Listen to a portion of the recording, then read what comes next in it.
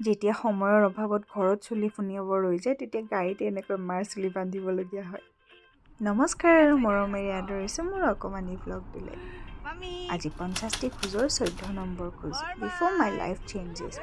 আৰু আজি আমি গৈ আছোঁ বাহঁতৰ ঘৰলৈ।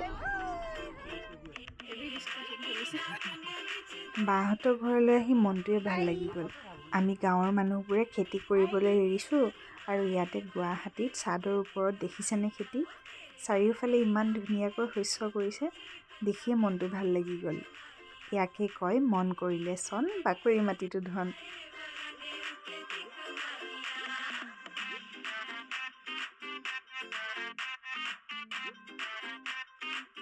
অকল শস্য চালেই হ'ব জানো? ল'বওতো লাগিব। গতিকে মা আৰু বৰমাই কিবা কিবি লৈছে আৰু লগতে লৈছে তেজপাত। আৰু এনেকৈয়ে মোৰ 14টি খোজ পাৰ হ'ল।